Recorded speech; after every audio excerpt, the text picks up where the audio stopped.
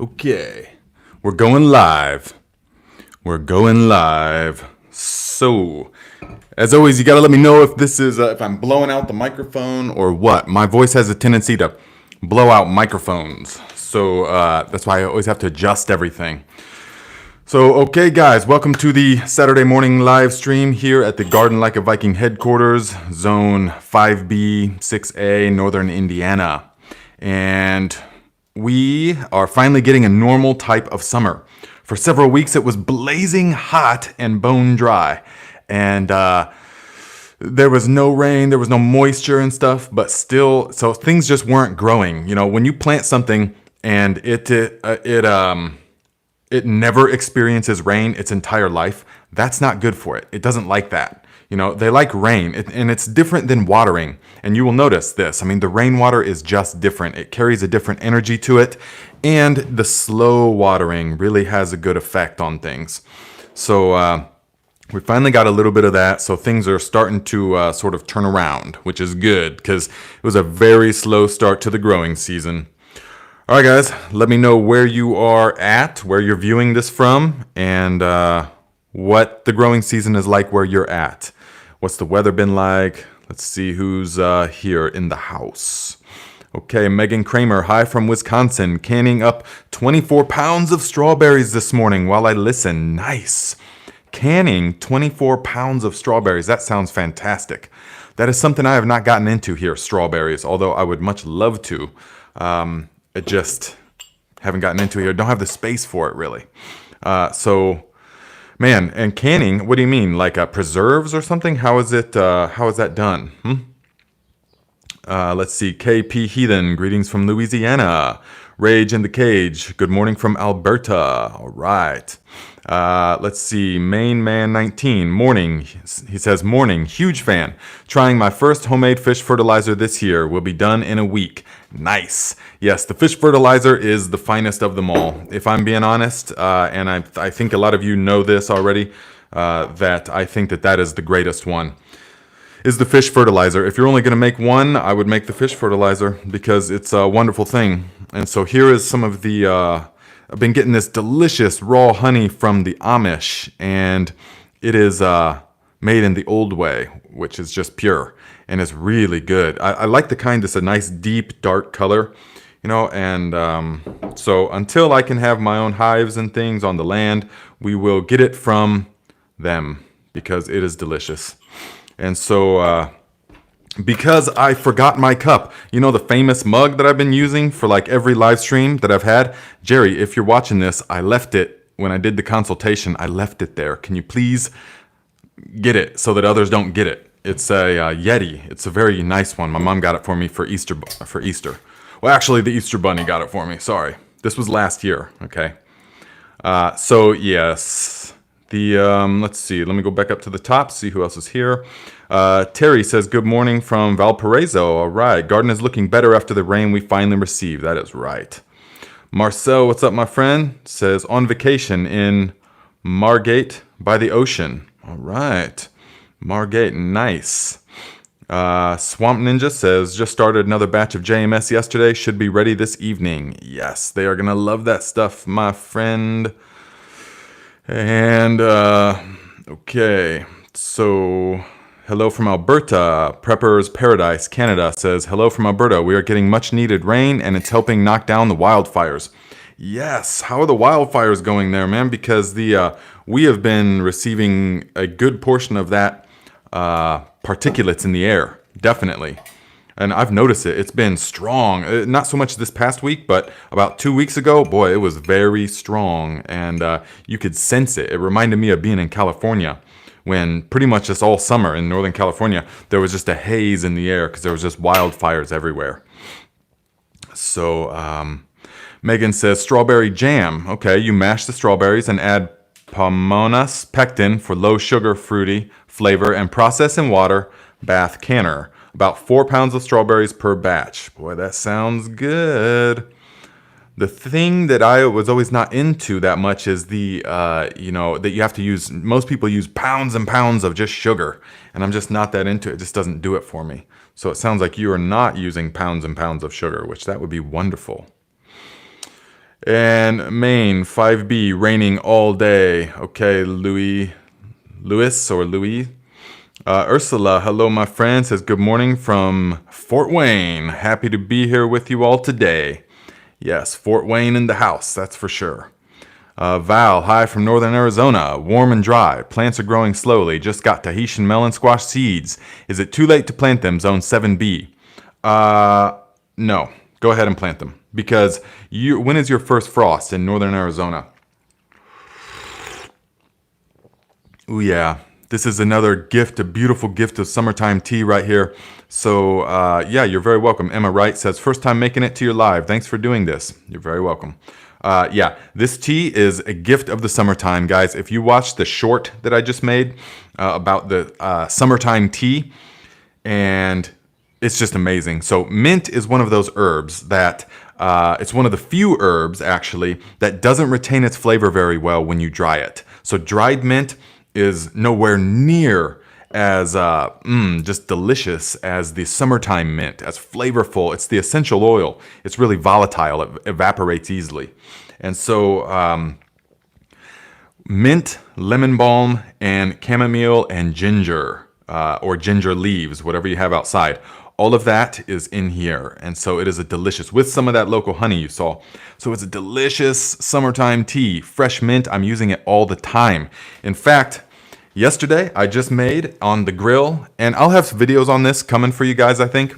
But I just made on the grill some sweet potatoes, some grilled sweet potatoes like I usually do, very delicious. But then I made up a like a tzatziki kind of thing, but it was with the yogurt and some mint leaves, a handful of mint leaves, handful of the parsley leaves, and I crushed up some pecans, and then a little bit of maple syrup and a little bit of lemon juice as well. And the whole thing was absolutely, so I mixed that all together and then used it to top after the sweet potatoes were grilled, came off the grill with the char marks and everything. And they're nice and soft, but kind of a little bit crispy on the outside with the good smoke flavor because I use oak. I took those off and then spooned the yogurt mixture on top. And it was so good. Oh my goodness. I mean, just off the charts good. So if you guys want to see a video on that, let me know because I can do that.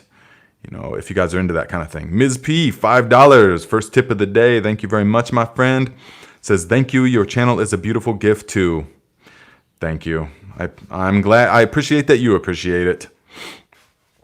Harry West, hello from Florida Panhandle. Hello. Grizzly Adams, hello from Ontario.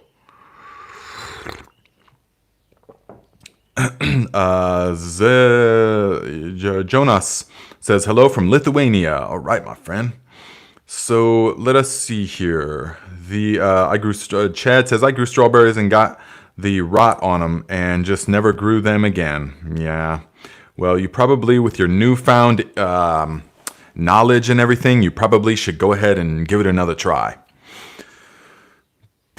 Let's see here. Prepper's Paradise says we have lots of wild strawberries, raspberries, Saskatoons, currants, choke cherries, and more. A true food forest. All right, choke cherries.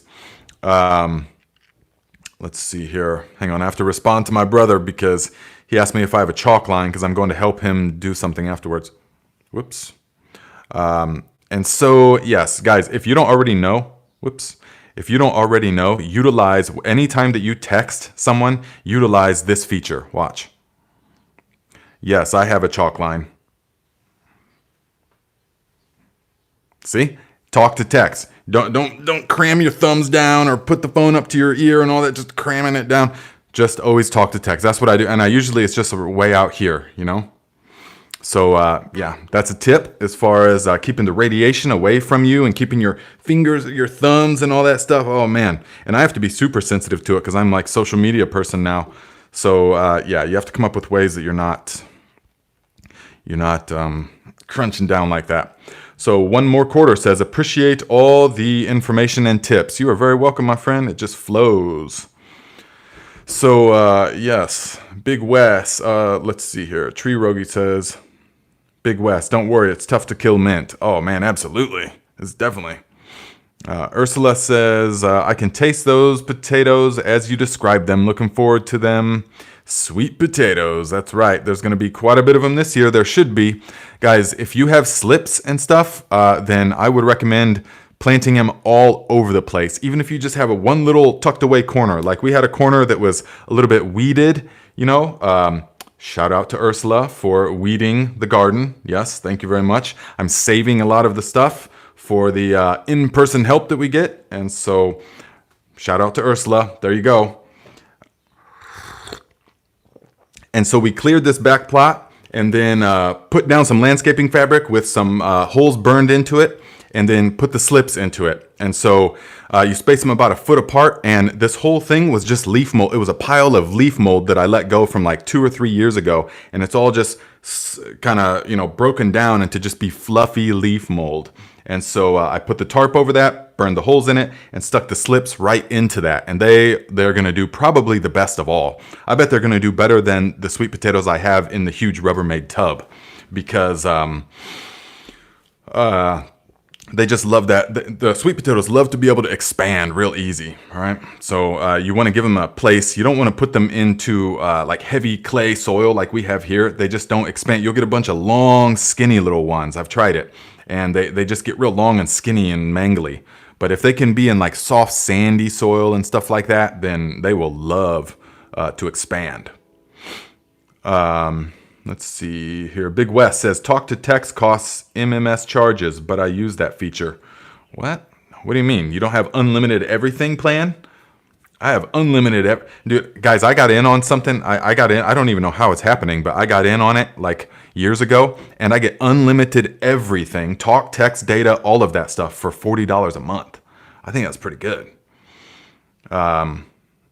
So Garth says, I'm hypersensitive to EMFs. However, I always check the spelling using voice to text. Yes. Oh, me too. How many of you guys can't spell? How many of you guys were sort of, I wasn't raised on spell check because we weren't using computers or anything in school. We didn't have cell phones didn't even come around until I was like 20. But now I can't spell for nothing. I cannot spell. And so I check it. I'll just say it into the phone. And that is what will spell check for me. Yeah. So there's a tip. Let's see here. Big West says, post your flag. Ooh, yeah, that's kind of cool. Good idea. And Garden Like a Taylor says, where do you get your yerba mate? I get it. Well, I have been getting it from the co-op, but I've tried many different kinds. And so I'm getting this kind now that I can put a link after this video. I'll put a link in the description to the one because it had really great reviews, and so it comes from a good area and it's economically priced, you know, which isn't a huge deal to me because I just want the quality. And so, but this seems to be the highest quality. So we will see. I've yet to get it though, so I can't put my stamp on it, but I did enough research and I have a good enough feeling about it that I went ahead and got some. So let's see, J50L6, $5. Thank you very much, my friend. Second tip of the day says, love learning from you, brother. Live in Montana, grow in a Wallapini. Onions look a little bleak. Been using fish fert, liquid calcium, Jadam grass fert. Yes, okay, man. If you're on Instagram, send me some pictures or tag me in hashtag or at Garden Like a Viking so I can see your Wallapini. I am interested in that, definitely. So, or you can email me pictures at gardenlikeaviking@gmail. And yes, so the onions. So obviously then you are doing the long day onions, right? Which, and I know I've told you guys this before, but listen, because there's so much confusion about this. I mean, especially in the regurgitation station of the internet. So long day onions are called long day because they put all of their vegetative growth up as the days are getting longer. And then once the solstice comes, which is on the 21st of this month, and the days begin to get shorter, then the onion senses that and it stops vegetative production and it begins bulb formation. And in just a few weeks, it swells up all that bulb that it's going to get in just a handful of weeks. And so you really want it to have as much luscious vegetative leaves and growth as it can by the time the solstice comes. Because once the days start getting shorter, it signals to the plant, start bulbing, okay? As opposed to short day onions. Short day onions are the opposite, and they are always grown over the winter time. And so the short day onions are making all their vegetative growth as the days are getting shorter. And then once the days start getting longer after the winter solstice, then that signals to them to begin bulbing. And that's typically like on the coast, the south coast, you know, not the east or west, but the southern, in the real warm areas, you know, that's typically where that's at. And so what you will want to do is make sure that you're given plenty of the fish fertilizer, the urine fertilizer, the grass JLFs, all of that kind of stuff that would be luscious, high in nitrogen, things like that, in the beginning, before the solstice, because once they start to bulb, they're not going to need as much. Then you're going to want to put things like some of the wood ash and stuff. But if you've amended your soil really well and you've been using these practices, you won't need much, you know, of stuff, because your soil should have mostly everything that you need. But if you're not to that point, you're going to be needing the liquid nutrients. And because really, technically, the onion is actually not a bulb, like in the sense of it's actually like a stem. As far as I remember, it's actually classified like a stem, not a bulb like a true bulb would be, like a tulip or something. Natalie Dumont says, question, any tips for heat-loving species such as peppers and cucumbers? They are not growing much, too cool of temperatures. There is not much you can do right now, guys. The weather, you know, I mean, you could put up a hoop house over them. If you're in a really cool area, then you could put up a hoop house, which is just, maybe I'll make a video sometime on it, but we used to use them all the time in California. But you essentially put in, for a small hoop house, you can just put in rebar, pound it into the ground, and then a half-inch PVC, stretch it across, or 3/4-inch PVC, stretch it across, and put it into those, and then put plastic sheeting over that, you know, do a couple of those over the garden bed and then put plastic sheeting over that for like a makeshift greenhouse, you know, and that can help, but you're going to want to make sure that you take it off when it gets too hot, because it can easily get to 120 or 150 degrees in there on a hot sunny day. So you want to make sure, you got to be careful with that. So I really suggest just let it go. I know it's going to be slow, but things are going to take hold and stuff. It's going to get hot eventually. And for you, so don't worry. I would just let it go. Actually, I wouldn't even mess around with putting the hoop house and all that, unless you were like in Canada somewhere where it's like actually cool. Okay, LC, $5. Thank you very much, my friend. Says sweet potatoes in straw bales? Question mark. Seen a lot of videos. I'm out of containers. Solid rock ground. Have slips left over. Tips? Thanks for the wisdom.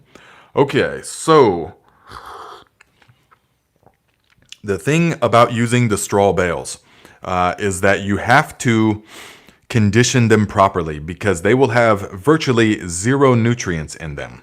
So a lot of people, when they try the straw bale thing for the first time, it is really dismal results. And I've seen pictures and I've seen it done, and I've done it myself at the Temple Garden.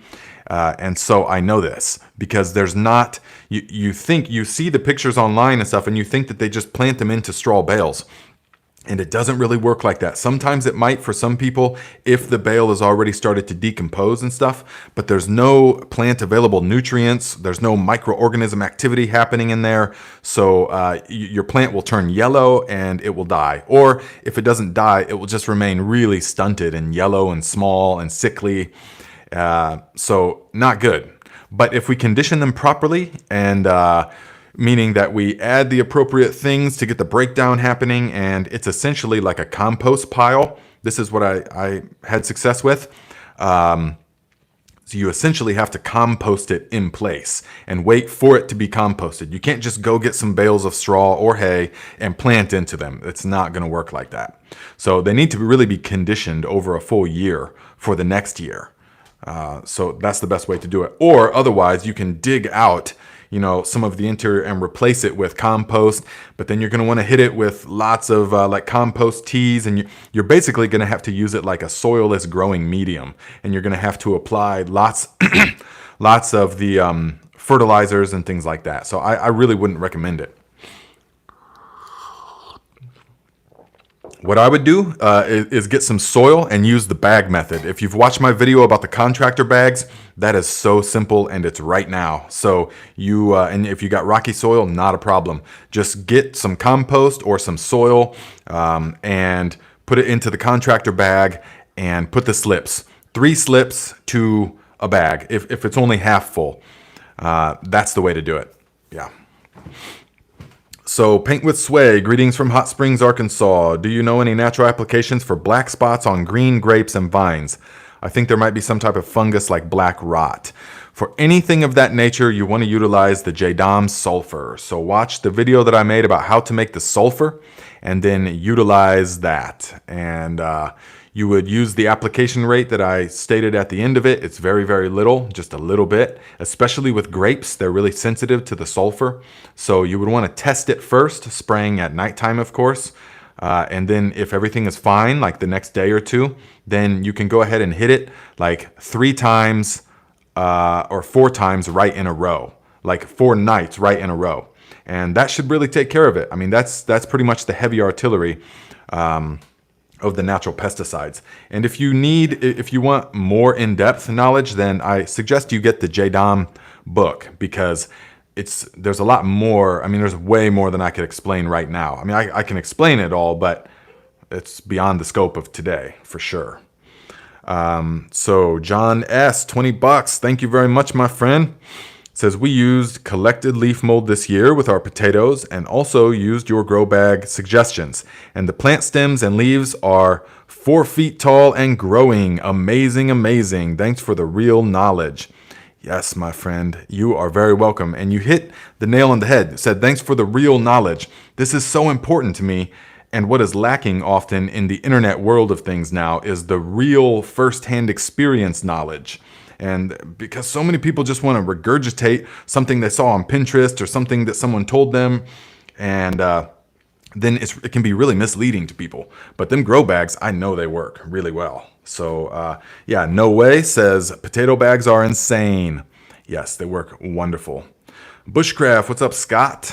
Just harvested Yukon Golds using the Garden Like a Viking contractor bag method. All right, harvested Yukon Golds already. Nice. So let us see here. There's an old school, $2. Thank you very much for the tip, my friend. Old school. Yeah. At what point do we become old school? Because I'm calling myself old school now, which is kind of crazy. Let's see here.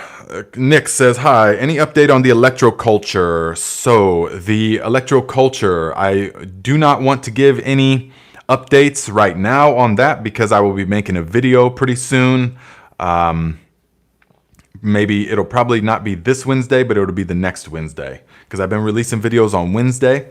And so I just want to show you guys the results instead of really talking about them, because I don't want to have any kind of speculation or anything like that. So you guys will just have to wait and check it out.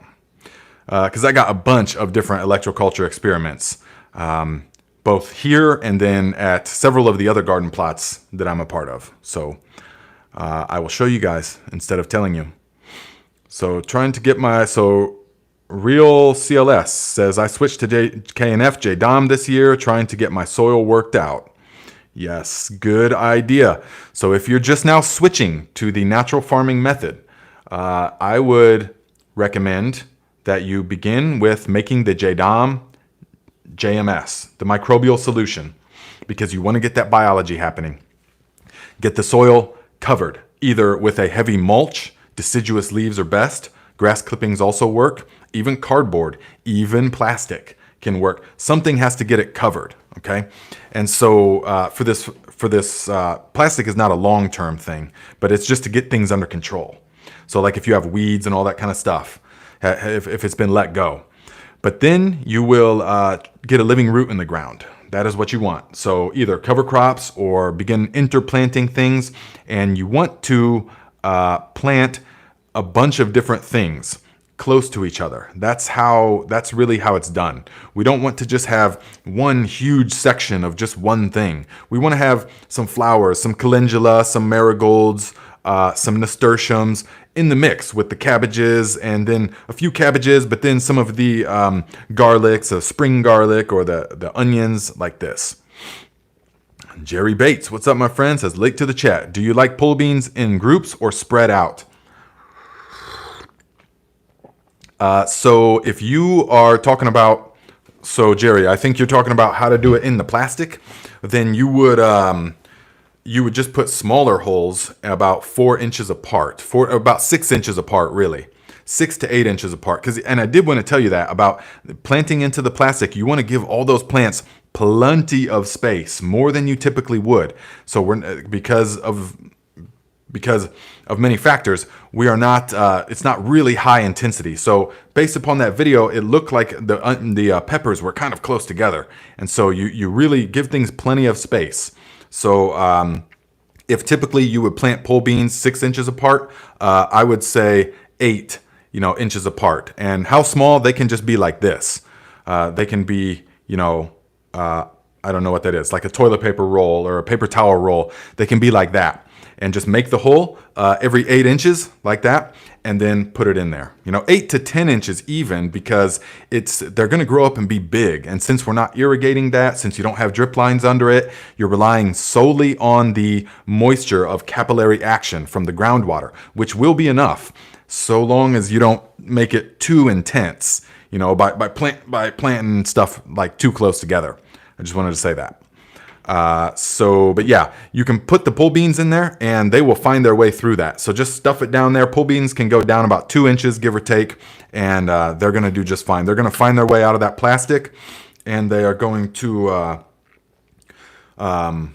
thrive. Yeah, they're really going to thrive. They're going to love that setup. Oh man, your whole setup's getting really good. So keep the videos and pictures coming. And guys, if you have an Instagram account, tag me in stuff so I can see your garden progress. All right. Or like Big Wes, if you don't have an Instagram account, create one for the sole purpose of showing me your garden. That's what's super cool. Thanks a lot for that. And so that I can see what you're up to, and you can say @GardenLikeAViking or use the hashtag #GardenLikeAViking. So, cause I cruise that hashtag. That's about like one of the only ways I can see stuff. So, that way I can see like what you're doing. And when you're talking to me, I can have an image of it, a picture of it. Also, it's great to put a face to the name, Donald Hughes says, first year following you, garden made easy. That's right, man. It's so easy. Gardening does not have to be complicated nor expensive. It can be both, very much so, but it doesn't have to be. So we can just simplify it all and reap the abundance of the land. Jerry says, thanks. I'll spread other things out a bit more. Yeah, just a bit more, So because you got 500 pepper plants. You said 570 pepper plants. That's going to be a lot. That's going to be a lot of peppers, no doubt. So Old School says, West Central Louisiana, grew up planting 2 acres every year. Learning a lot from you, so keep up the awesomeness. Thanks. You are very welcome, my friend. Grew up planting 2 acres. Nice. That is a good-sized garden. Man, guys, speaking of good-sized garden, man, I really want to, I might just have to go down to Tennessee to my friends, the 6 kids and the homestead and stuff that I did the garden installation for in the early spring. I might just have to go down there so I can get the proper footage, because that garden is phenomenal. I mean, it is pretty much everyone's dream garden. The one where we put the coal mine conveyor belt, down the rows and stuff, real heavy stuff, and then use the combination of plants, plastic and landscaping fabric. So the entire garden is covered. There's no weeds. You look at it and all there is just huge bursting produce. The tomato plants are enormous. It's wonderful. And what we did a green manure crop. And this is important because it got all those nutrients into the soil and the microbial life, all of that. We grew up a real nice, luscious crop of crimson clover, and then plowed it all in and put the stuff on top and went to town. Successful Garden Design says, yes, it would be great to see an update of the homestead garden. Yes, you're very, that will be coming in some way. Let's see here.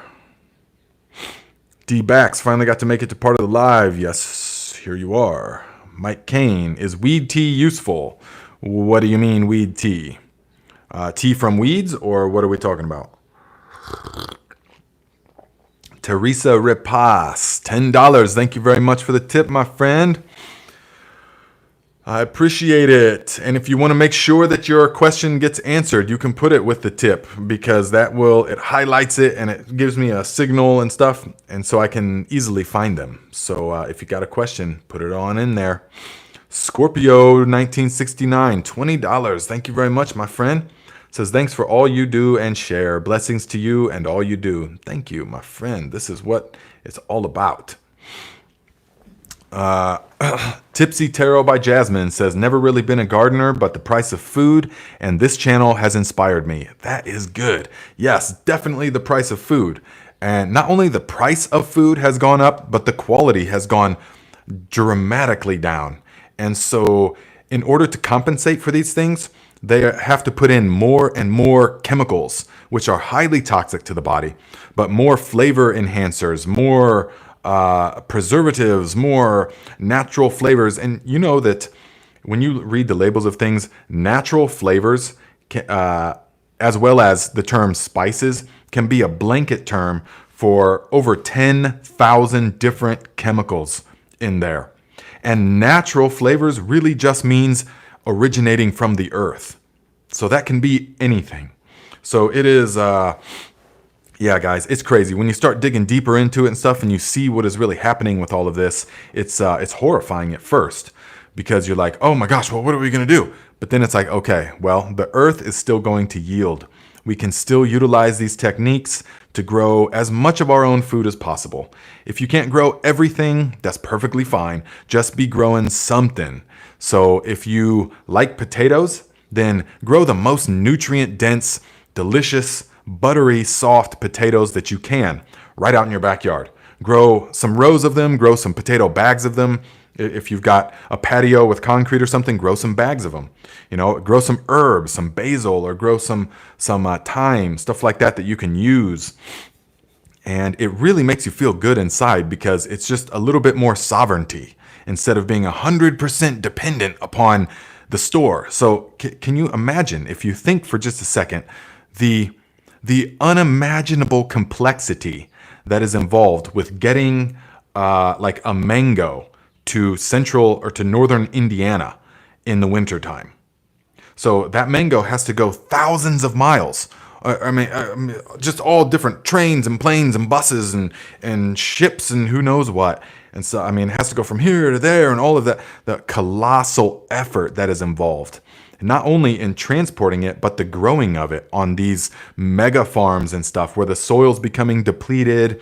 There's becoming super bugs and super weeds that just need more and more stronger, pesticides and herbicides, stronger and stronger, because nature is, of course, the OG of adaptation, and nature will always win. In every single circumstance, nature will win. That's absolutely guaranteed, eventually. And so we can keep applying these things and working against nature instead of working with nature. We can just keep working against it and applying this stuff, and then the super bugs will get bigger and the super weeds will get bigger, but we got to use stronger stuff until eventually what? We just burn it all down? Or no, eventually the land will just stop yielding. It will just be dead. And so that's going to be, in my opinion, that is the number one problem of our time.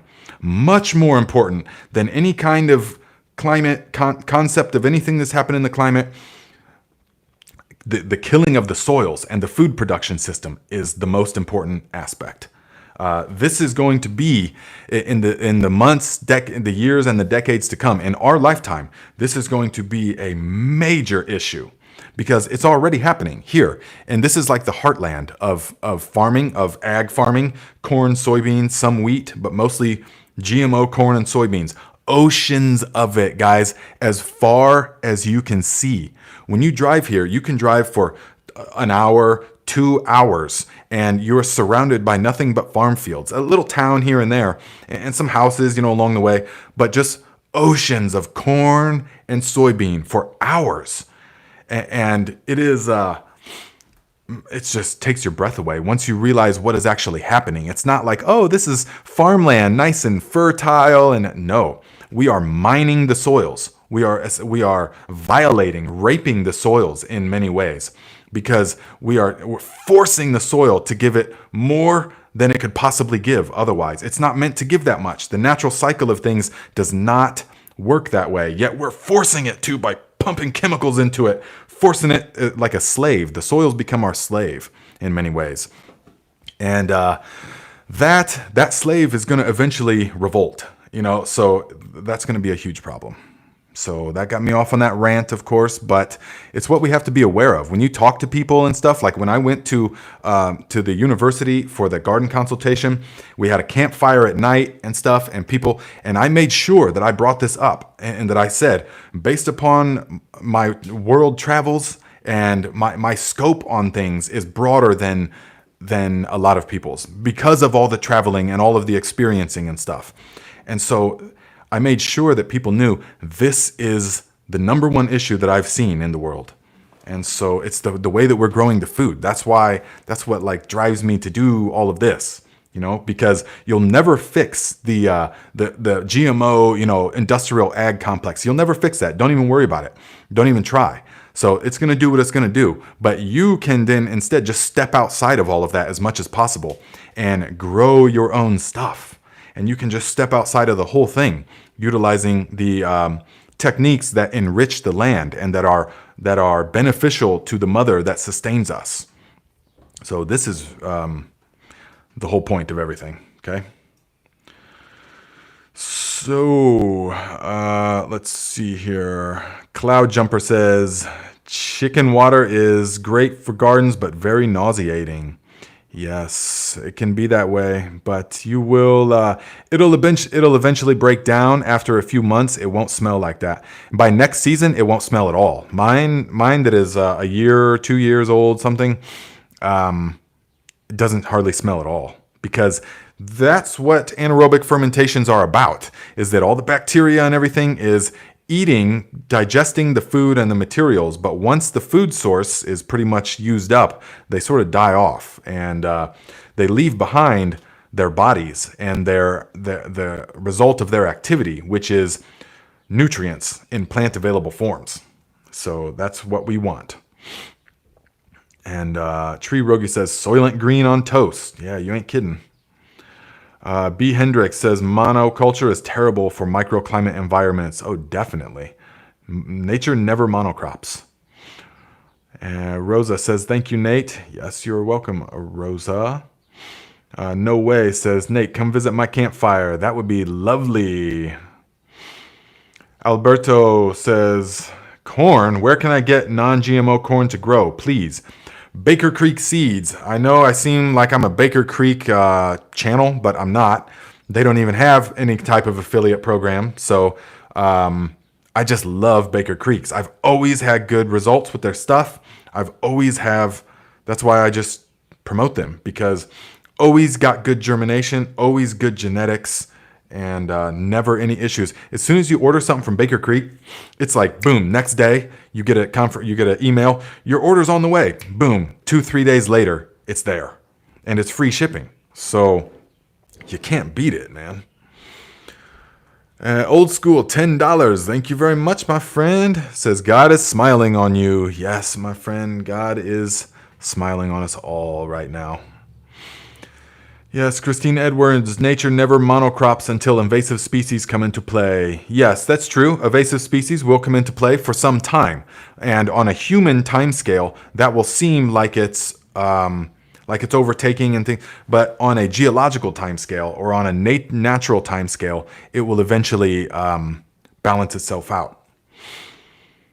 And I Run Amok says, Baker Creek and M.I. Gardner are excellent non-GMO seeds. Okay, yes. M.I. Gardner, definitely. He's a much smaller operation, so I have not tried his seeds, but that would be a more, if you wanted to support someone who's definitely smaller than Baker Creek, go for M.I. Gardner.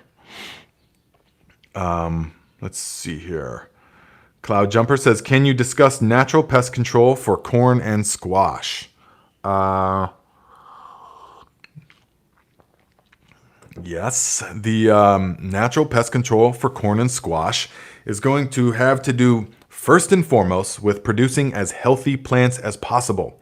Super healthy plants grown in soil that is nutrient rich and thriving, they will be able to defend themselves for the most part against pretty much anything. And so that's the first order of business. And so, but in order to have those conditions, you have to have proper soil conditions. You have to have organic matter. You have to have airflow in the soil in a certain way. You have to have channels in the soil. You know, you can't have clay that you keep tilling up year after year, and then it just keeps breaking down and breaking down more into fine little particles, and there's no channels for air or water or anything to get into. So you want to have thriving plants, but other than that, pest control, you want to, the plan is always to not have to use as much of like the J-Dom sulfur and the wetting agent and all that stuff. You want to, that's for like emergency. If you see like outbreaks and stuff, it's a secret weapon in a way. You don't want that to be part of your just standard maintenance regimen. That's not, because that's not teaching you, you're not learning the appropriate techniques. So you need to learn the fundamentals first. And the fundamentals are have healthy, thriving soil and intercrop. So especially squash. Nasturtiums do really well with squash because they're both sort of vining and along the ground. Nasturtiums, and they're a very good plant that helps to repel a lot of different insects because of the pungent nature of it. Also marigolds, calendulas, those I use all the time. Those can be very good. Also herbs like thyme and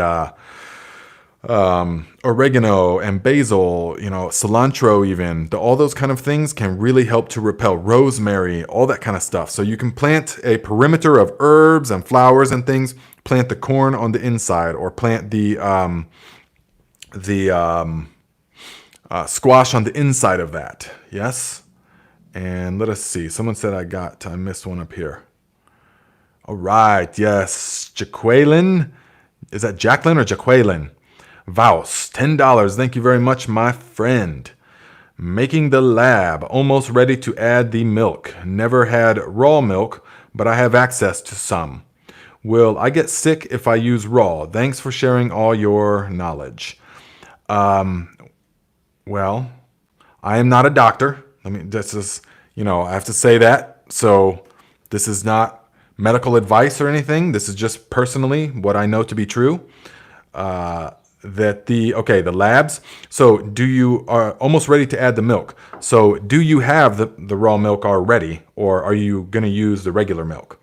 Because you will not get sick if you use the raw milk. I have raw milk in the refrigerator right now. I get raw milk every 2 weeks, and I have raw cream, raw butter, raw bovine colostrum. Yes, I drink that stuff, and it's wonderful. So no, my experience says you will absolutely not get sick. You want to make sure it's from good sources, though, the raw milk. But yeah, the raw milk will separate much easier, actually. So you can, I would use the raw milk, but you don't have to. So you said you're making the labs and you're already ready to add the milk.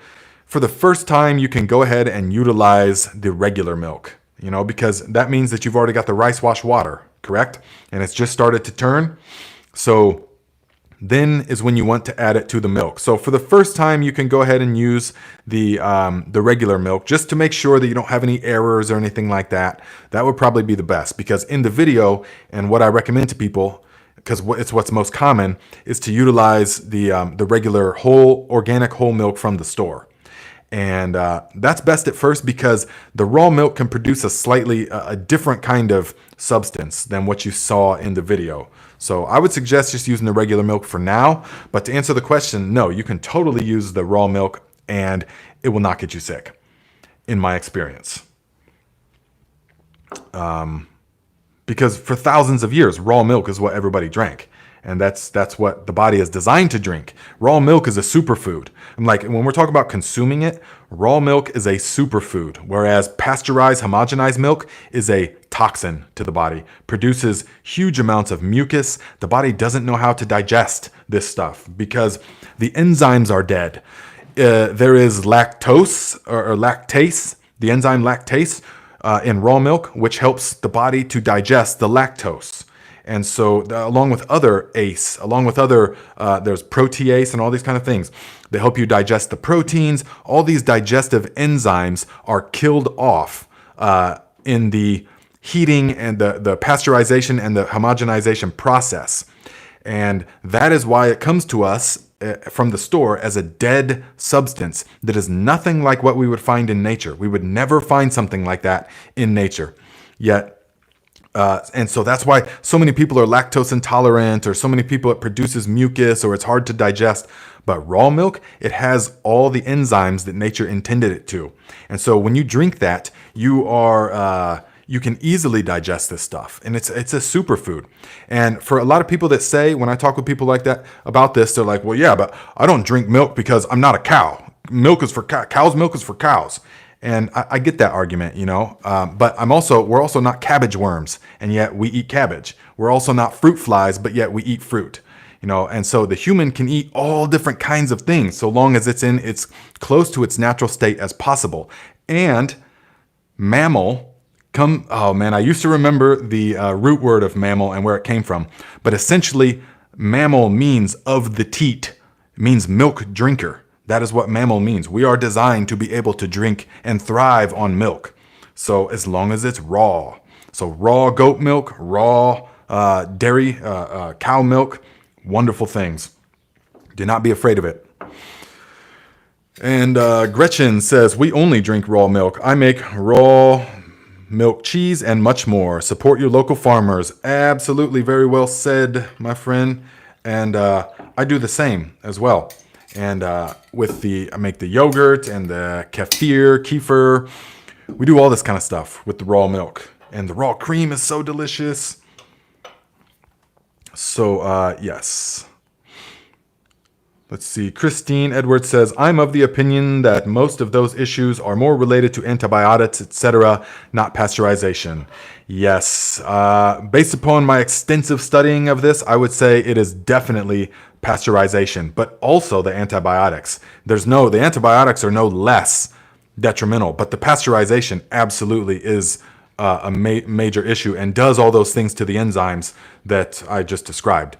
And the denaturing, the homogenization denatures the milk fats, and so makes it tough to digest because it breaks them apart by a process, an unnatural process. That's what the homogenization does. Because raw milk, when you put it in the fridge, it separates itself. The cream always rises to the top. Like that Randy Savage or that Macho Man promo. Do you know what I'm talking about? But yes, the cream always rises to the top. But when you homogenize the milk, it fractures all those fat particles, and so that it never separates. And that's unnatural. So we're drinking that bizarre stuff. But equally as detrimental is all the antibiotics and the chemicals in the feed, the GMO in the feeds and all of this stuff. You just want to stay away from all of that. Definitely.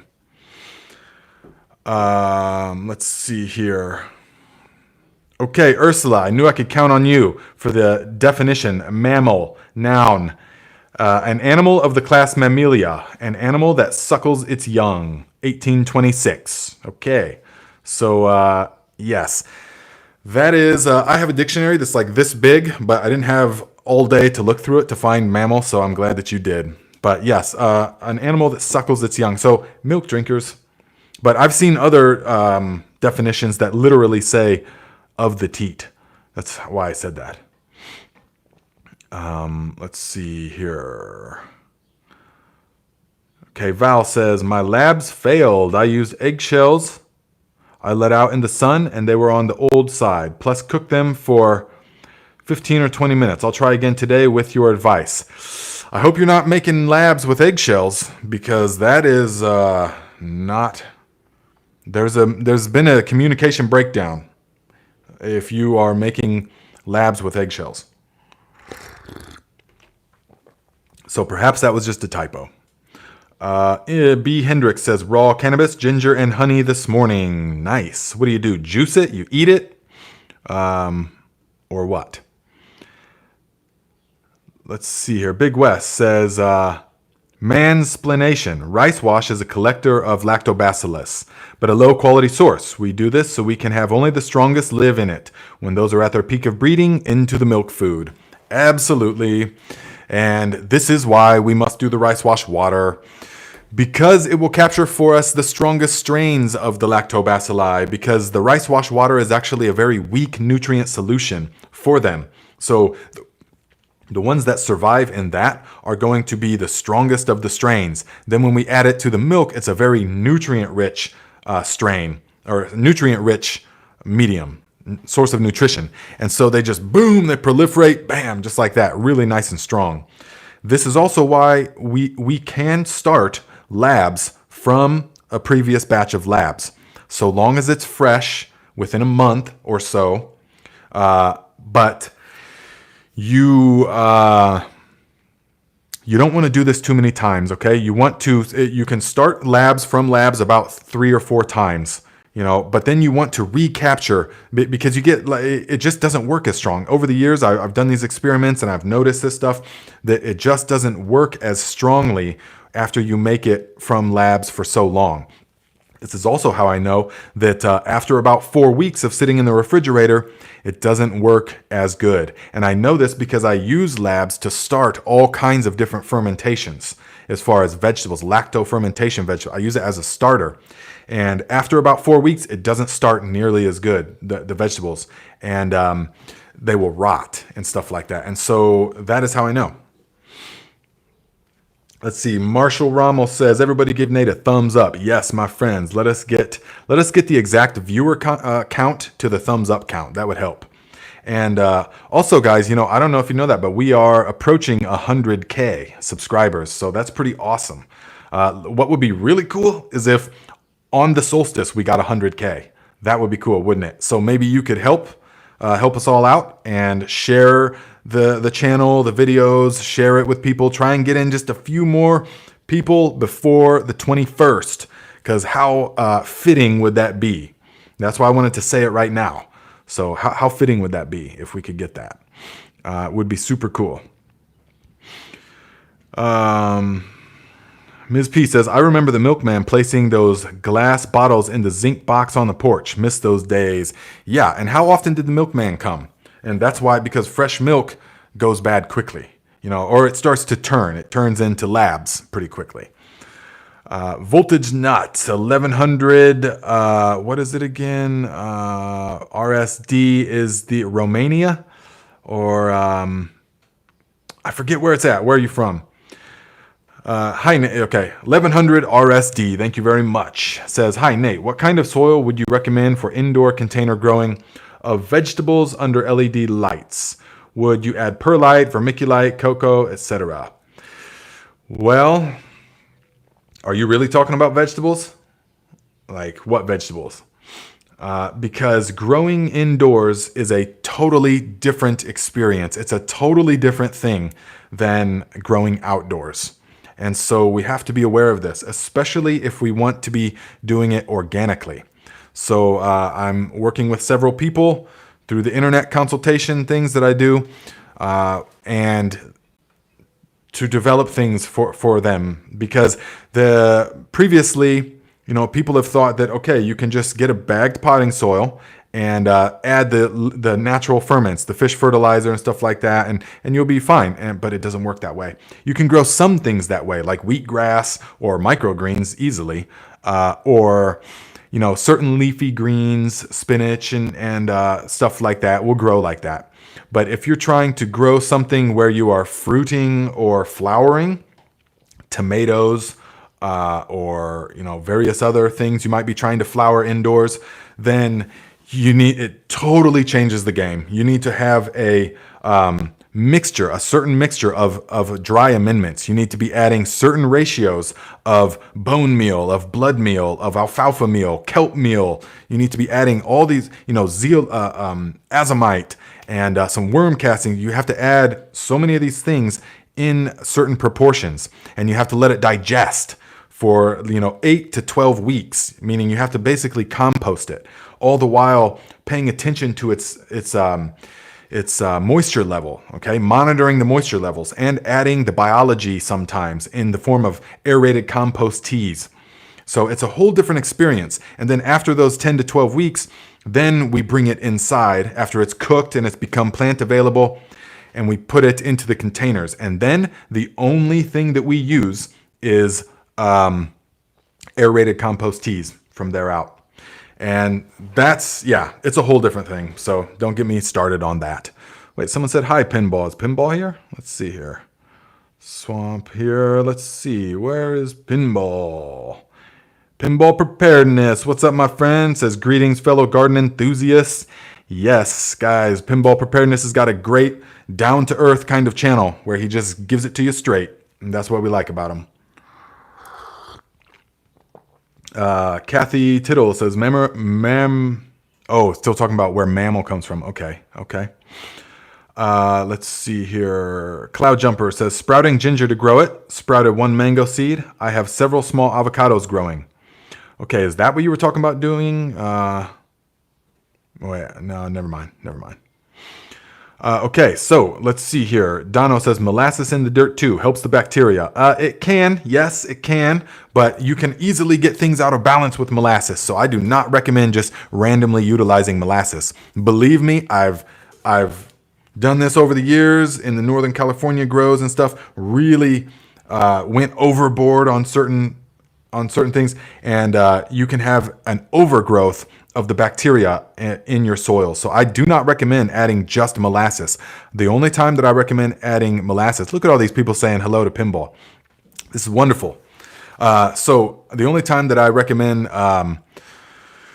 adding molasses is when it's digested through a compost tea, an aerated compost tea. That's the only time that we need to do that. And so that is, and the compost tea video will be coming. And someone emailed me the question, I forget the name, but someone emailed me the question, says, okay, since I cannot make the aerated compost tea at the moment, what would be a good substitute? And so a good substitute for aerated compost tea is definitely the JDOM microbial solution. I mean, it essentially is a compost tea. It's just made in a different way. And in my opinion, I mean, it's a really good way because you can tell visually when it's at its peak. The aerated compost teas, you don't really have any way of knowing when it's exactly at its peak. That's why it's good to start with the JDOM microbial solution when you're trying to add the biology to your soil, because it's going to teach you exactly the whole thing, how important temperature is in the breeding of the microbial population. Because you will see, based upon the temperature, and you should always know the temperature of the microbial solution, based upon the temperature, when it's cooler, it takes 3 or 4 times longer. I mean, it'll take 3 or 4 days in order to produce tiny little bubbles, as if you just make the same solution, all the same ingredients, but it's much warmer. It can only take 24 hours. If it's 90 something, it'll only take 24 hours. If it's 65 degrees outside, it will take 3 days. And so it teaches you about how microbial populations breed and all of that. It's very important. And then you can understand how to brew other stuff. So let's see here. And Old Town says Pinball. Yeah, Pinball's got a lot of love here. Wonderful. And let's see here. Cloud Jumper. Okay. And Biker, the elbow on top of the rope was much better than a leg drop. Not sure. Okay, so let us see. Nate, have you ever made... Mesabi says, Nate, have you ever made Zur, Z-U-R, fermented rye? Makes great Polish sour soup and very healthy. No, but I definitely... Someone send me a link or point me in the right direction. Where can I find more about Zur? Let's see here. Okay, yeah, Val says, oops, meant calcium solution with the old eggshells. Okay, yes. But what was the issue? Then you shouldn't have any issue. So you can roast them. And the whole reason that we're roasting them, guys, is to it's not to it actually doesn't really unlock any more nutrients. What it does is it burns off that membrane that is on the inside of the eggs. And because the membrane, if we leave it on there, it's going to, and then we try to store the calcium acetate solution, it will turn rancid, like quick. You'll see mold and it'll smell real bad. But that's because the proteins and the fats in the membrane are what spoiled it. So if we char it first, it will burn all that off. And then we use that, and then we can store it for a long time. So if you're gonna like make it and then use it, you really don't even have to char it if you're gonna use it like right away. But yeah, because it doesn't necessarily unlock more of the nutrients.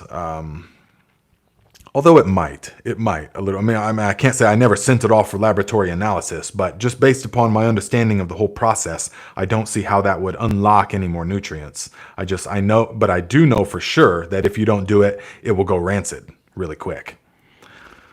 So let's see here. Okay, so guys, let me show you something that I think all of you still got time to do it.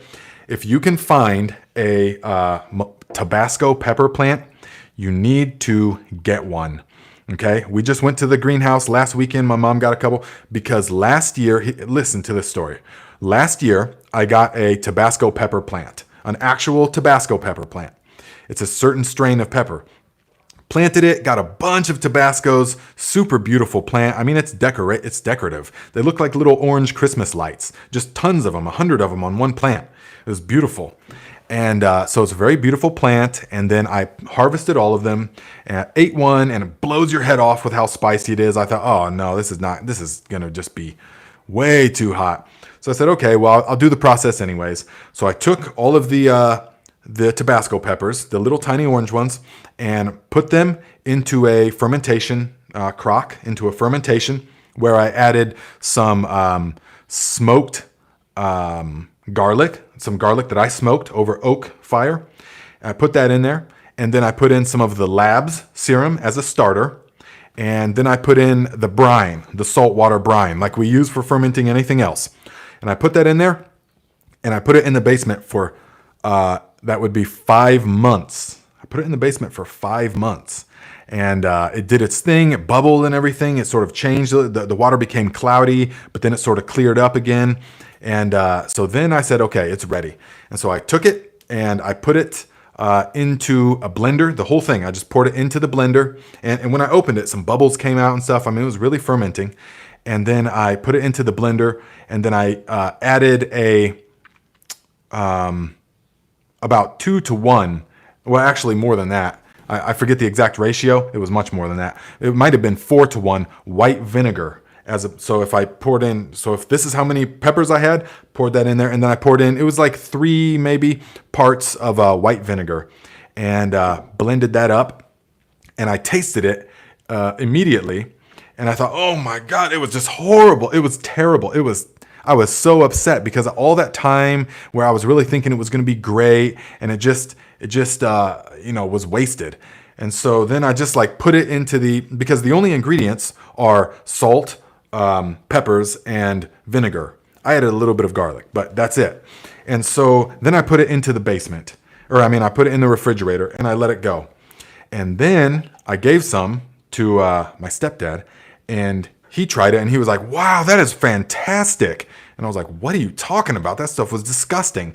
And so I tried it again, and the whole thing had totally transformed. The whole flavor and everything had totally changed.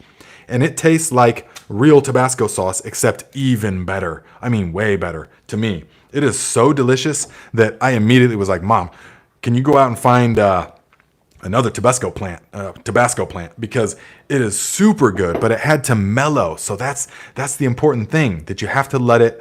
Apparently something happens with the mellowing process, because it was in the refrigerator for a good month, probably 2 months after I made it, before I gave some. And then, so during that time, because the very first day I tried it and it was just sickening, bitter and just blazing hot. But now it is very delicious. So highly recommend it. Let me know if you want to see a full video on that. I'm sure people do, so I'll probably go ahead and make a full video on that. Let's see here. Someone, I think just me. What's up, my friend? Says, hey, Nate, just tuning in. Can summer squash be fermented? I have not tried that. Possibly, yes. Has anyone tried fermenting summer squash? I have not. No. Summer squash, the best way to use it, in my experience, you got to pick them young. Pick them when they're small. Do not let them get too big. If you got the crook neck, pick them when they're real small. If you got the patty pans, just pick them when they're the size of your palm, like that. And then you just take the whole thing, skin and all, cut it in half, brush it in olive oil, salt, pepper, sea salt, of course, pepper, and then put it face down right onto a super hot grill. Super hot, full blast, and then, or fire, and let it get nice and charred, turn it over, let it get nice and charred a little bit, and then take it off. I mean, not long. The whole process is less than 10 minutes. And eat it like that. Oh man, if you get the right one, it can be like, the whole thing will taste kind of sweet, like sweet corn. It's so delicious. So yeah, that's how I would do that. They would never make it to the fermentation game. Although now that you've said that, this year I will try. But I don't think they will stay. I think they won't stay crispy. There's just no way. Let's see here. And Dono says, gotta burp my sauerkraut. Yes, that's correct. Masterus says, my dad does that with Tabascos, but with apple cider vinegar. Yes. I actually, now that I'm thinking of it, I actually did use, it might be half apple cider and half white, because the recipe actually called for just white vinegar. But I was like, man, I don't use white vinegar for anything but cleaning. I use apple cider vinegar for everything. That's the only vinegar I like to use, except rice vinegar I use when I'm cooking something that needs more oriental type flavor. Any stir fries and stuff like that, I will do with the rice vinegar. But yeah, so I added the apple cider vinegar, and I was like, oh man, I ruined it. After I tasted it, I was like, because it was horrible. And then so I added the white vinegar, and it was still horrible. So I just put it away into the refrigerator, and several months later pulled it out, and it was delicious. So that's what that is. Let's see. Tammy says, yep, agreed, Mad Max. Doug and Stacy ferment everything. Lots of recipes. She has shared a ferment cookbook as well. Yes, Doug and Stacy, she's very good at fermenting. Yeah, very much so. Does she ferment summer squash? Let me know. Ms. P says, Viking gardens require no pardons. LOL, have you come up with a plan for your merch yet? Man, Viking gardens require no pardons. I like that. What are some of the other ones, guys? Oh man, yeah, well, I have them written down. But yeah, the merch will be coming as soon as I figure out how to do it. I need to figure out how to do the thing. 'Cause there's so many things. Yeah, there's just so many things. And I'm getting like so many contacts and so many offers of things and so many, but then there's also like videos you got to make, and it's a lot, but it's wonderful. It's wonderful because it's all like a hub of beneficial knowledge and activity. So this is really good. Christine says, you might be able to keep them crispy like you do pickles using alum. Yeah, maybe. Like pickle crisp. Possibly you could. I've never been into using that kind of stuff, though. Val says, how do you know when to pick the garlic? Okay, guys, garlic is coming up. The time to harvest garlic is coming up. Contrary to popular understanding, and it surprises most people when they realize this, because they thought that garlic was going to be harvested in the fall. But no, garlic is harvested like now, depending on where you are, or within another couple weeks. So the way that you can really tell is that if it's hardneck, it will put out the scapes. And so you put out the scapes and they curl, you break them off, you eat them as delicious, delicious garlic scapes. It's so wonderful. You can use them to make pesto with. Oh man, make basil and garlic scape pesto. Yes, delicious. Make it and freeze it for the winter time. I love that when I bust it out in the middle of winter and make it with some chicken and then some penne pasta noodles. Delicious. I mean, like it bursts. It just smells of summertime. It's so wonderful. So yeah, that's a good thing to make with the basil and all of that. But you break off, and contrary to popular belief as well, you don't, I haven't noticed that much of a difference between breaking off the scapes or not in the term as far as the end result. I haven't noticed, because I had ones that I let the scapes go completely and they were big and super big and hardy and everything. So I don't really, but still, you want to bust them off because they are delicious. So it's like garlic, except without the need to peel it. Big West says, you had me at aloe. I like it. Yes. Aloe. And so the when to harvest the garlic, you will notice. So it will put out a scape, and about a month, 3 weeks or so after it's put out its scape is when it's going to be ready to harvest, no matter what. And so you will notice the leaves turning yellow, but that's not even the greatest thing, because garlic is so hungry and so kind of can be finicky. It's I've never had a crop that's gone all the way without being yellow. I mean, this year they're real yellow because I didn't water at all during that whole 4-week blazing hot and bone dry period, because I'm trying to focus on resilience, building resilience in the garden. So they were parched for a long time.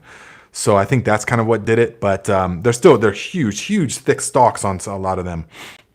They're going to be good, and they put out their scapes. They've been putting them out for about a week. I've been eating them, so probably in about another 3 weeks. Once you'll see the bottom leaves really just turn dead. I mean, crispy. You'll like, they'll like vanish. They'll like disappear, and they'll just be a crumbled up little thing. So once about half of the plant is like that, you want to pull it. You don't want to wait till the whole plant is all totally dead. Otherwise, the bulbs don't store as long. So you will pull it up, the whole plant, to put it upside down. Watch my videos I made on garlic. Put it upside down where there's good airflow, okay? And that is going to, for a couple of weeks, several weeks. And then when the whole thing is dried and crispy, we will cut it off and cut the roots off, put it into the basement, and it will store a full year. I still have some cloves in the basement. And although they're getting a little bit soft, they are still edible. So let us see. Pam says, garden like a Viking. I made liquid calcium acetate the 3rd time, but I have a ton of eggshells left. Have you got any suggestions to use them in the garden? You can put them in the compost pile, because the worms will love the grit. So powder them up if you want. You can powder them, and like literally in a blender, or let them dry out in the sun and then crush them with a hammer or something. Try to powder them as much as possible. You should always try to powder the eggshells, because otherwise it takes years for them to break down. It will still take years, but at least then the worms can use it as like a grit. So that's what I would do. Yes, you can powder it and then put it into the compost. Well, that's not what I would do. That's literally what I do. What I do. Mom Computer, hello. Says, every year I have delayed in removing scapes until they got pretty long. This year, planted in buckets. I removed them at about 6 inches, hoping to make larger bulbs. This year is the smallest bulbs I've ever grown. What do you attribute that to? Probably the weather, I would say, but also buckets. I don't think that that's a really confined space for them. I couldn't imagine them getting everything that they need. Let's see. Daniel says, don't pull the garlic, loosen the soil. Yes, that depends on, that depends. For me, the soil is so fluffy that they will come out, no problem. Some of them can be hard, yeah. But in that case, I just have a small digging stick. Every one of you guys should have a digging stick. Yeah, you should all have digging sticks. And that is just a simple thing, a stick that you can just put in the ground like a pry bar and poop, pop it out. So yes, that will work really well if you want to, if you're concerned about the garlic breaking, because you do not want to, if you pull it and it's like going to break, then you do not want to break the stem off the garlic. Otherwise, it will not store nearly as long, okay? You want to pull that garlic up, the whole thing. You want to pull it up, upside down, and allow the life force to go up into the bulb, because the plant says, oh no, we've been, catastrophe. So we have to, we have to ensure our production again for next year, because, we need to make more. And so it will pull the life force, the vitamins, minerals, nutrients. We just call all that the life force. Pulls it all from the plant and stores it into the bulb to give the bulb the best chance of storing until the next growing season comes. And so that is definitely why we want to hang them whole upside down like that until the whole thing is crispy, and then cut off the roots, and leave about 2 inches of the stem. Because you don't want if you cut it too close to try to make it look real pretty like the stuff at the store, then some moisture can get up in there, and we don't want that. So leave about at least 2 inches when you cut it off. So yeah. KKB says, learning so much from you. Thank you. Many blessings. You're very welcome, my friend. I'm happy you're here. And let's see here. Based explanations, Dano Themano says. Dano Themano. What does based mean? I would assume it means good, because I know these explanations are accurate. Mom Computer says, don't know except for the buckets. First time for that. They grew huge in mostly clay soil before this. This year, perfect soil in the buckets. Won't do that again. Yeah, I would 100% say it's the buckets, because they just, most people, when you hear them growing in buckets and stuff, they haven't really grown in the ground, like big, real hardy, thriving stuff in the ground. But once you've done that and you've experienced that, then, going to buckets, it's like, oh, yeah. But if you haven't experienced that, the people that grow in buckets are like, I grow in buckets and that produces fine. Yeah, see my tomato plant? I got 20 little tomatoes from it, 20 little grape tomatoes from it. So it did fine. Growing in buckets works great. Or they grew some garlic, this real small little bulbs. Hey, it works great, because that's all that they really know. But if you've experienced in the earth, huge Jurassic, nutrient-dense stuff grown in the proper way, then growing in buckets, there's absolutely no comparison whatsoever. There never can be, except for certain little things like herbs and stuff like that, But yeah, there just can't be. But now the huge, massive 20, 30, 40 gallon potato grow bags, that's not buckets, okay? That's not the same of what we're talking about here. But most things are not, we're talking about 5 gallon buckets, and most things do not appreciate 5 gallon buckets. Let's see. Chris Morrison says, hello, my Viking brother. When can I start using my JMS tea? How long does it have to brew before it's safe to use? Thank you, fellow Vikings. Yes, so JMS is the microbial solution, and that one you have to do it when it's at its peak. Rewatch the video that I made. That's the one with the potato and stuff. So watch the video about that, and you will see that you have to utilize it right at the peak when it is most bubbling. This is important, and this is why it's good to teach us all about how the microbial populations function. And okay, let us see here. So guys, if you have not yet planted melons, I would suggest that you plant. If you have a small space, you can grow these up a trellis. Both of these take about 90 to 100, 110 days. So if you haven't planted these ones, the Maduras, if you haven't planted them already, then it's a bit too late. But these ones, the Kahari, take much less time. It's like 70, 80 days. And so you still have time for these. And both of these produce nice, I've grown them both, and they produce nice small melons like this big, bunch of them. And you can trellis them. And once they are ripe, you pull them. Oh, it's like a honeydew cantaloupe mixed with, sometimes it can almost be savory. This one can almost be savory, have elements of that to it. So yes, this is what I would recommend. I'm just showing you guys this because if you still have time in the garden, the growing season, still got 100, 110 days, do the Maduras. If you don't, the much quicker ones, the Kahari, okay? So utilize those. That's a golden tip. And let's see here. Cloud Jumper says, my zucchini is huge in my bucket. Well, okay. Send me a picture, please. Send me a picture, please. And I'm sure it is. I'm just saying in general, You know, that's I don't encourage bucket growth because the plants just don't like it unless you have to. Unless you got rocky soil or you got a balcony or something like that, then of course grow whatever you want in a bucket. I mean, there's very clever. I've seen the way people build very clever little you know, what do you call it? Theater type trellising, terracing. For the buckets, you know, out of a little wooden bench thing, so that you can have one row of like 5 buckets. Right down here's another row of 5 buckets. Right down here's another row of 5 buckets. It's all facing the south. That can be great if that's all you have available. But if you've got land, never grow in buckets. There's no need for it. Let's see here. Dano says, I grew my pot in a 5-gallon bucket. It was great. Yeah, that's a different thing. That's a little bit different. Mom Computer says, haha, exactly, Nate. Happy to share the experience to help our fellow gardeners. My buckets were 35 gallons, 35-gallon buckets, and you're still getting, well, that's still going to be that's just still going to be the fault then.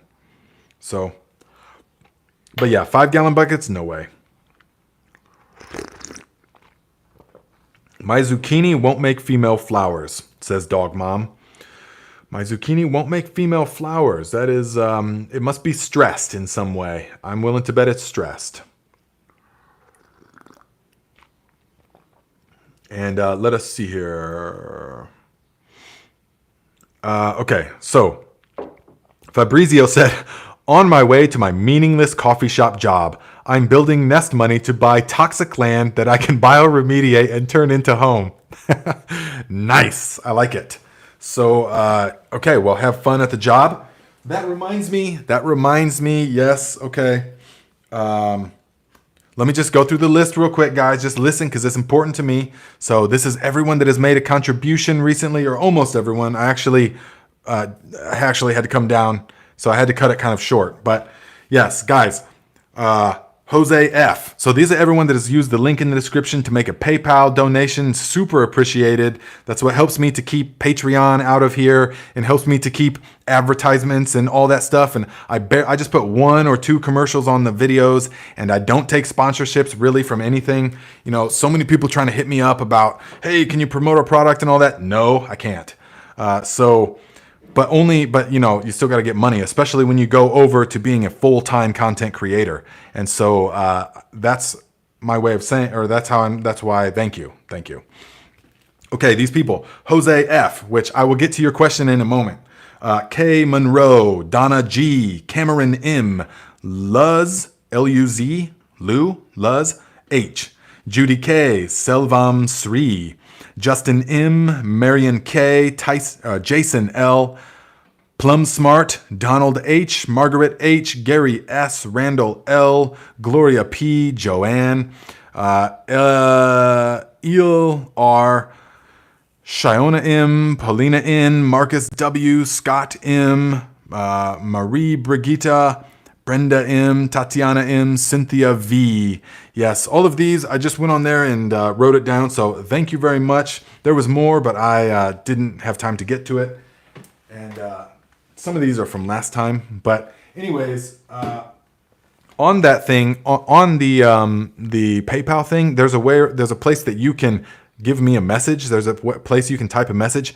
I don't think anyone gets my responses, so I don't even respond to those because I tried for some time and nobody ever responded based upon that. So just if you got a message for me, just put it in the comment section of the donation and I will get to it. So for example, Jose F says that that's why I'm kind of thinking, is Jose F, is that Fabrizio? So the anyways, that person had a question about so they want to get land and they want to build a place kind of like what I'm talking about, maybe except not a school. I'm talking about the school and a retreat center and a place where people come and learn and all of these kind of things.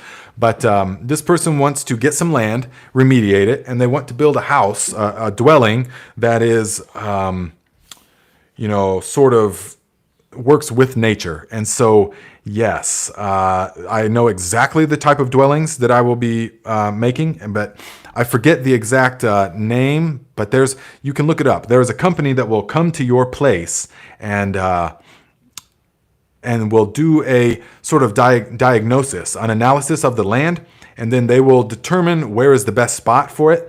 And essentially, you clear out, you put and they orchestrate all this for you, this company. And I've seen these dwellings are amazing, and they will orchestrate all of this for you. And they will put down a slab, a concrete slab with lines in it, with the heating lines in it, so that you can have floor heat. And then they use like these steel ribs, and they make a dome structure, and then they cover the whole dome structure with shotcrete, real lightweight concrete, and then they cover the whole thing with several feet of earth. And in the process, they dig a pond for you, essentially. And so there's a pond here, and so this is exactly how the land will be. There will be the pond, there will be the dwelling, and then on the south side of the dwelling, because we're in the northern hemisphere, will be a greenhouse attached to it. But it will all be under about 6 to 8 feet of earth. There's skylights and everything. The closest thing that you can see, because this guy, Jose F., said he was thinking in Humboldt. And so the closest thing that you can see to what I'm talking about is the Humboldt, the Welcoming Center. It's right on the beach. If you know what I'm talking about, I forget the exact name of it, but it's like the Humboldt Welcoming Center, and it's right on the coastline, right on the beach, and it is totally covered in this company actually made this one. That's how I found them all these years ago and stuff, and so it's just magnificent, and that's how the dwelling is going to be. Virtually eliminates heating and cooling costs. You can heat it with a wood stove, no problem. It stays cool all summer. I've also seen these throughout the world, in other parts of the world, these earth berm type houses. So that is definitely where I'm going with all of that. So, let's see. Tulico says, the deer ate my Russian mammoth sunflower plants. I guess I'll have to eat deer jerky now. I'm watching them. Oh yeah, you can take them out.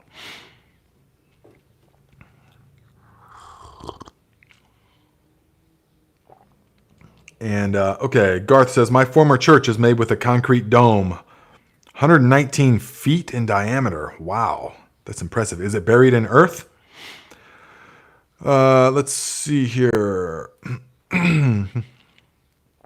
What else is okay, guys? We're sort of approaching the end. We got a few more minutes, but let me see here. Sabrina Daisy says, I had to plant my squashes and melons in 5-gallon buckets, which I know is not good, but my soil is horrific. It's super compacted and hydrophobic and sandy. Long Island. It was the best I could do this season. Okay, yeah, let me know how the yields go. And you can even send me pictures. If you have an Instagram account, send me some pictures or tag me in it, or you can email them to me, definitely. Because I would like to see. And if that's what you have to work with, that's what you have to work with. There's no shame in that. But I'm saying if you have the option, always go for the earth. And another thing, guys, right now is a great time to harvest the sage for the wintertime use. So I just harvested some sage because you really want to get it before it flowers. Some of the sage is flowered already, but some of the plants that I cut back, they're just about to start flowering. Now is when you want to pull the leaves for the wintertime usage.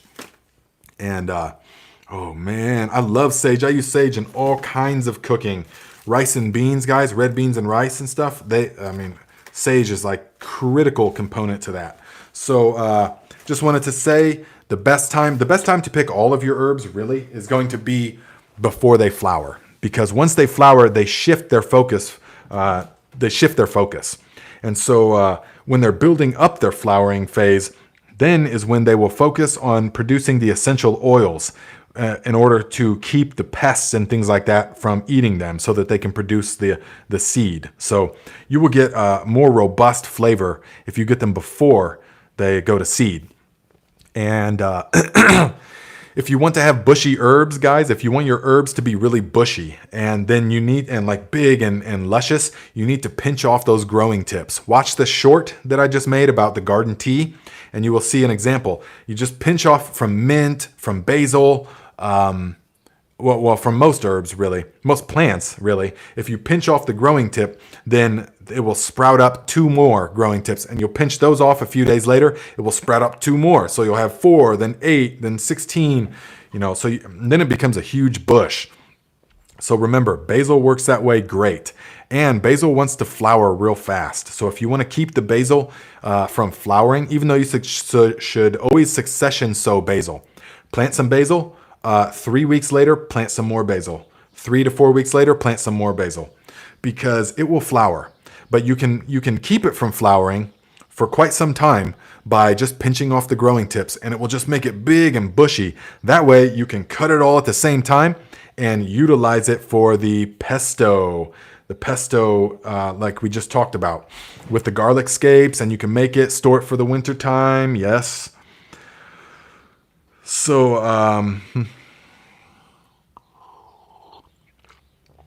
Old Town says, so much info to grasp. Just love it. Yeah, definitely, guys. It just flows, man. It just flows.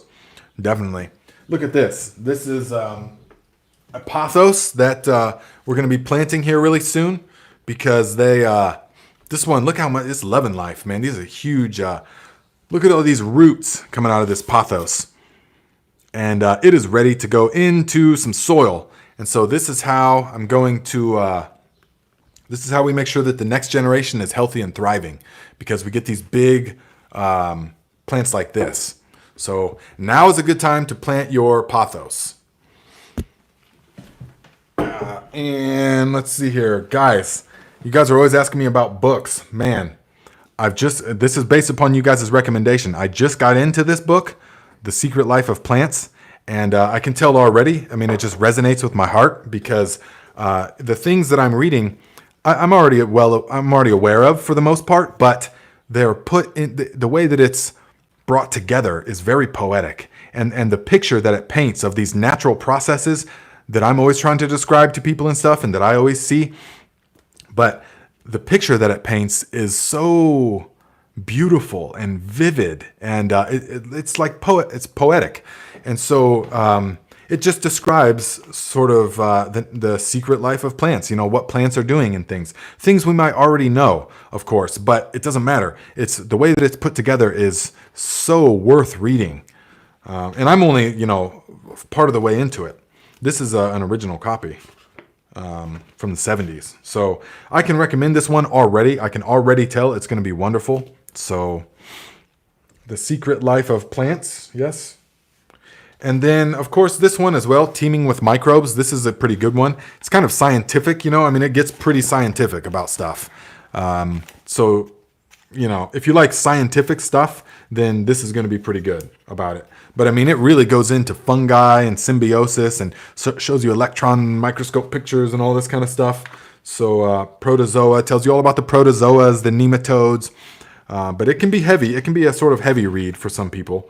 So just be aware of that. But I've read this several times. There's also one, Teeming with Nutrients. I've read several. I have that one as well. And so, yeah. Ooh, yes. Look at this. A image of the stylet end of a fungi-eating nematode. Look at that. That's the mouth of a fungi-eating nematode. That's pretty cool. So, yes, it says that's a very famous book. Which one? So, let us see, guys. Mad Max says, thanks, Nate. You are much appreciated. Yes, you're welcome, my friend. So, okay, guys. Well, we are pretty much approaching the end of our session together. So, we will be here every Saturday at 12 noon Eastern time, doing the same thing. And if you guys want to talk about more things like spirituality or health related or cold training or sauna or the master cleanse, diet, nutrition, water, all that kind of stuff, we do a live on my other channel, Nate Muri, every Monday at 12 noon Eastern time. So you can check that out. And I got another channel, Travel Like a Viking, if you're into where I kind of narrate stories. I spent 10 years traveling all over the place, like I've told you guys so many times. So that channel, I started getting in, I act out a lot of the things. It's fun, but there's always a lesson behind every video, for sure. And then, check out the Garden Like a Viking Instagram account. And I guess I will see you guys. Let's see. Oh, wait. Was there 2 tips I missed? Uh-oh. Okay, thank you. Who told me that? PA. Yes, I can count on you, buddy. So let us see. I missed 2 tips. Let me see. Val, $5, of course. Thank you very much, my friend. Thanks for all your knowledge. Yes. You're welcome. Oh, Rachel says, is it the Humboldt Coastal Nature Center? I think so. I think that's what it's called. Yes. Where it's a dome like that, and that's the type of house that you want to build. It is fantastic. Yeah, and it's nice and big and spacious on the inside, and you can do so many different things. It's just basically a dome like this, real simple, clean, easy living, and except the south side is a greenhouse that is attached to the house. This is what we need. Okay, I'm still looking for the second one. Where's the second one? And let us see here. I can't go until I see it. But, yes. Oh, just me again. Thank you very much, my friend. $10 said, I applied aerated compost tea, but was not able to use it all. What should be done with the remainder? You should use it. I mean, you definitely should use it. But you can use it. I mean, I don't know. So then mix up a strong batch, or you can mix it onto your prairie, or you mix it onto grassland, or mix it into anything. I would just you can put it on the corn. The corn can take it straight. So just take it and dump it onto the corn. The corn can take that stuff straight. You really can't hurt anything. With the aerated compost tea, like I showed you how to make, then you really can't harm any of the plants. It's basically liquid compost. So it's you're not going to harm anything, with it. So you can put it straight on the corn, no problem. And likewise, I'm sure okra is probably a really hungry plant as well. So, because I know you got corn and okra right there. So, okay, yeah, that's good. Nathaniel says, dump the extra back into your compost pile to keep your nutrition up in the pile. Yeah, that can be good too. That could be good too, definitely. So, okay, I think that's it, right? Did I get them all? And yes. Okay, guys, we will see you next time. Thank you very much for everything.